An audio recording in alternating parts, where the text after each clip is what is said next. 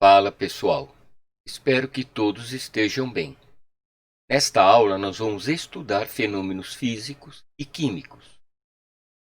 E inicialmente nós vamos definir sistema. Um sistema é qualquer porção do universo que você escolha para estudar. Então, se eu tenho tudo isto como um universo, e eu escolho estudar um átomo, uma molécula, o conteúdo de um copo d'água, o sistema solar, qualquer parte desse universo que você escolha para estudar, se chama sistema. E tudo que não é sistema, isto é, o resto do universo, vem a ser o ambiente. Se um sistema se transforma, nós temos um fenômeno. Os fenômenos, então, são as transformações, as modificações que o sistema eventualmente venha a sofrer no decorrer do tempo. Nós classificamos os fenômenos em dois grandes grupos: fenômenos físicos e fenômenos químicos. Vamos imaginar uma lâmpada com filamento que esteja acesa, está passando corrente elétrica aqui, um circuito fechado, a emissão de luz, e se nós a desligarmos, nós não vamos observar nenhuma diferença em relação à situação inicial.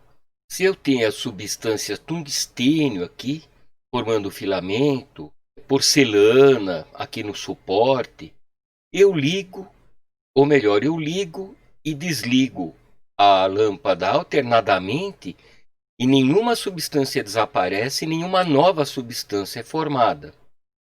Já no caso da vela é diferente.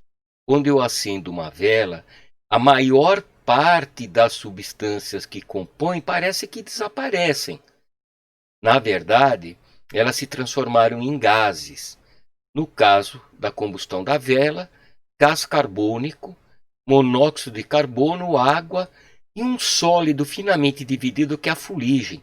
Se você colocar um prato em cima de uma vela, você vai ver que fica preto, né, por causa da fuligem.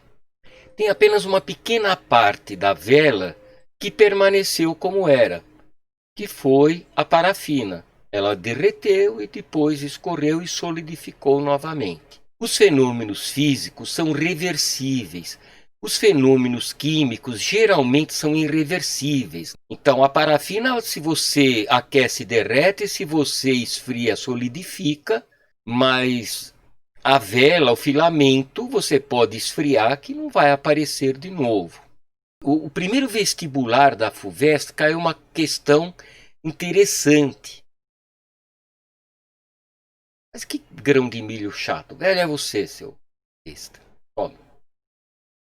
Apareceu uma questão interessante. Eles perguntaram, na fase escrita, se o cozimento de um ovo era um fenômeno químico ou físico.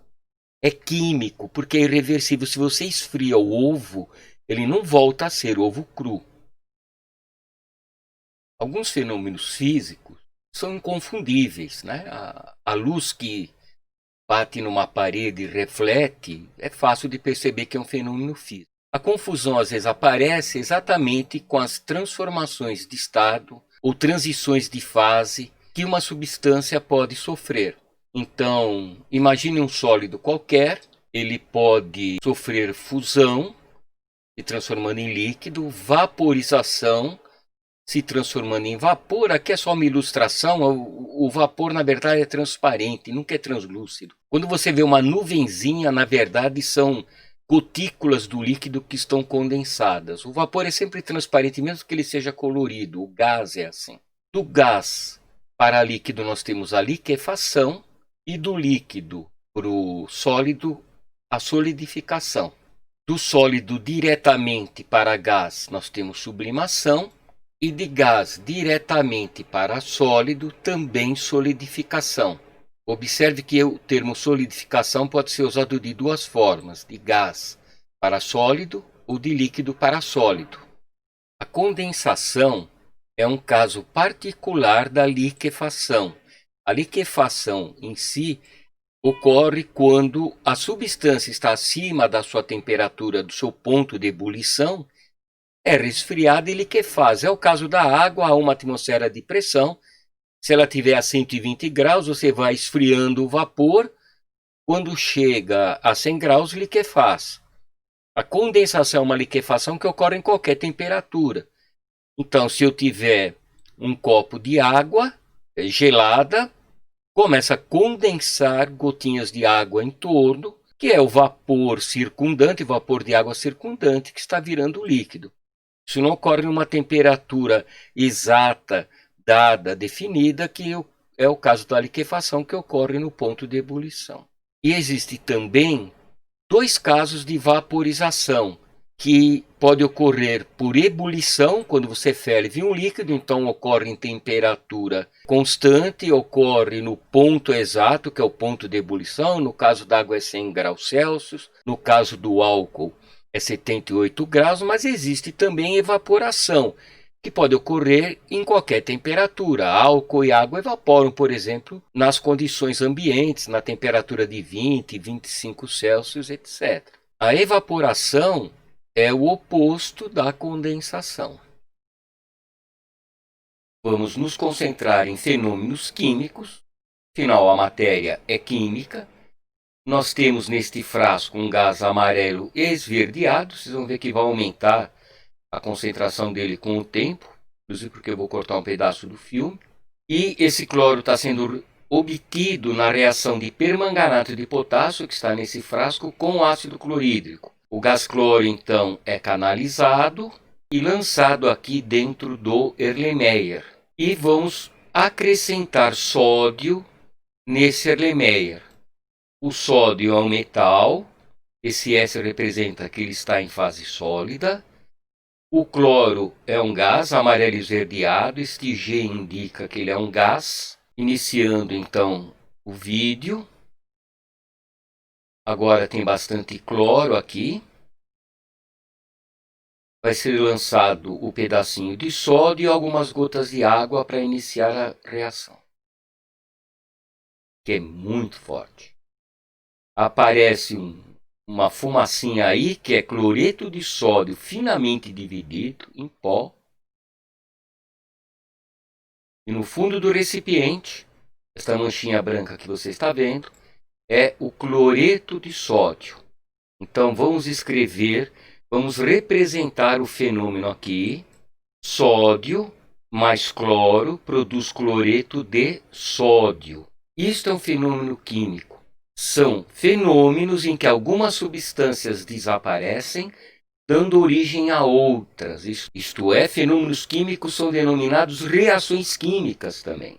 Uma equação química como esta representa a reação química. Aqui à esquerda nós temos os chamados reagentes e à direita os produtos. Mas parece que tem algo estranho nessa reação, porque eu tenho um átomo de sódio antes e 2 átomos de cloro. Mas aqui, à direita, entre os produtos, só tem um átomo de cloro. Será que ele desapareceu? Os químicos acreditam que átomos não desapareçam, nem surjam do nada numa reação química, mas sim que os átomos se recombinam. Então, para escrever mais corretamente essa reação, eu vou pegar esses 2 átomos de cloro e colocar como este coeficiente, 2NaCl, que é o cloreto de sódio que compõe o sal de cozinha. Mas quando eu coloco esse 2 aqui, também fica 2 átomos de sódio. Então eu coloco 2 átomos de sódio antes, e agora o número de átomos antes e depois da reação é o mesmo. Quando a reação está assim, nós dizemos que os coeficientes foram ajustados ou que ela está balanceada. Há vários métodos de balanceamento ou ajuste de coeficientes e equações. Método de óxido-redução, método algébrico e o método de tentativas, que é o que nós vamos ver agora.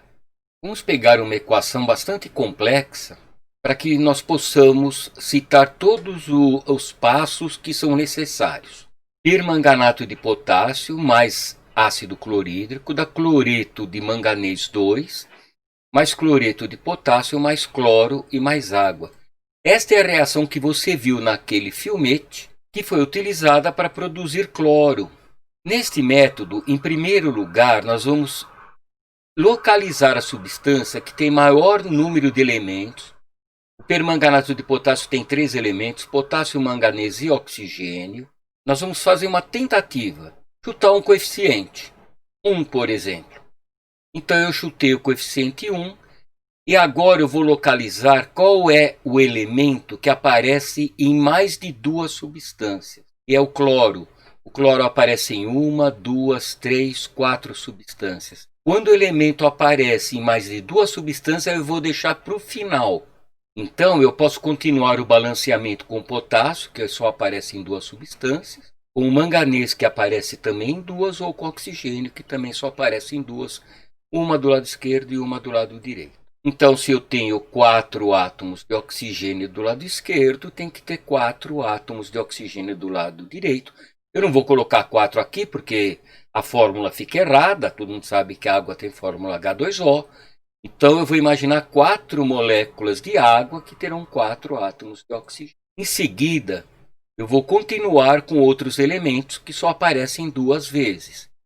Um átomo de potássio. Então, eu coloco um aqui, um átomo de potássio. Não é hábito se escrever 1 na química, como na matemática ninguém escreve 1x. Só se escreve x. Mas durante o balanceamento você tem que colocar 1 para saber que já balanceou, que já determinou aquele coeficiente. Veja que tem um manganês apenas e eu coloquei um aqui, um átomo de manganês apenas. Agora eu vou balancear o número de hidrogênios. Quando eu coloquei 4 como coeficiente da água, já ficou determinado que tem 2 vezes 4, 8 átomos de oxigênio. Eu vou colocar 8 como coeficiente do HCl.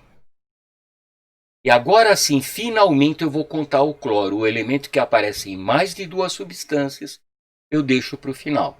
Então eu tenho 8 átomos de cloro.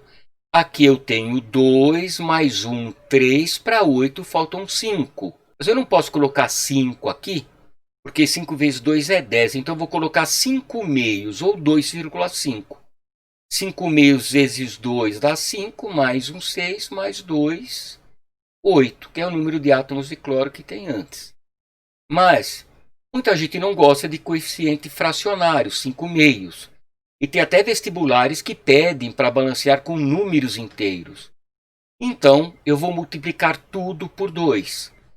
Não vai multiplicar só esse aqui, senão fica tudo errado. Está tudo certinho. Só não quero números fracionários.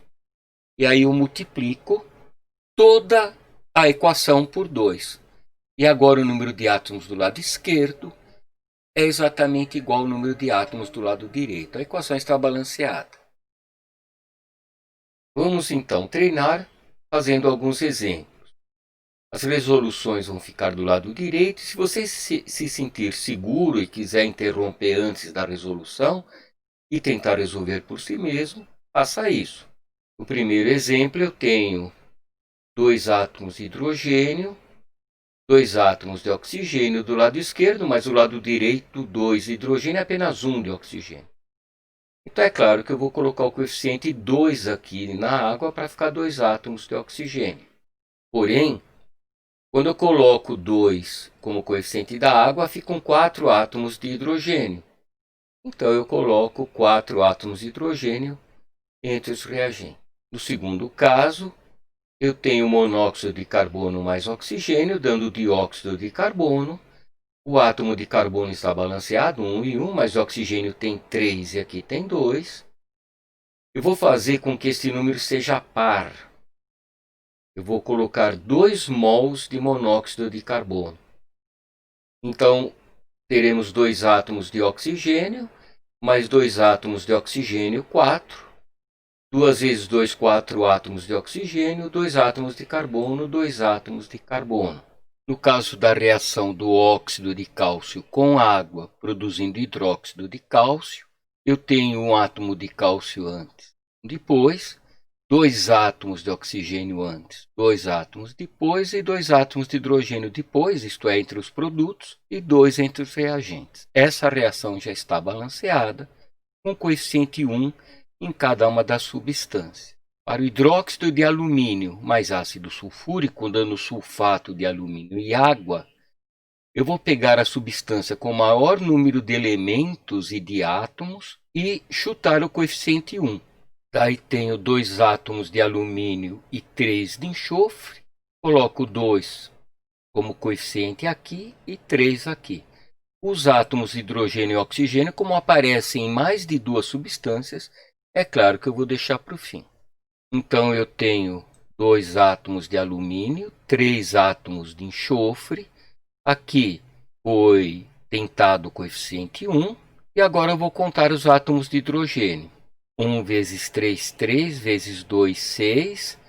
Aqui 3 vezes 2, 6. 6 e 6, 12. Então o coeficiente aqui da água vai ter que ser 6, porque vezes 2 é 12. E a equação está balanceada. Finalmente, nesta última reação, nós vamos tentar colocar o coeficiente 1 aqui, no carbonato de cálcio, que tem mais átomos e mais elementos. E veja, tem um átomo de cálcio entre os reagentes, tem um átomo de cálcio entre os produtos. E tem um átomo de carbono, tem um átomo de carbono. E agora eu já sei que tem 2 átomos de cloro, então eu posso passar o coeficiente para cá, 2HCl. E se tem 2 átomos de cloro, tem 2 de hidrogênio. Então, o coeficiente da água é 1, 1 vezes 2 é 2. E você pode contar os átomos de oxigênio, que não foram contados ainda, para tirar a prova. Veja que tem 3 átomos de oxigênio do lado esquerdo, 3 do lado direito, está tudo certinho.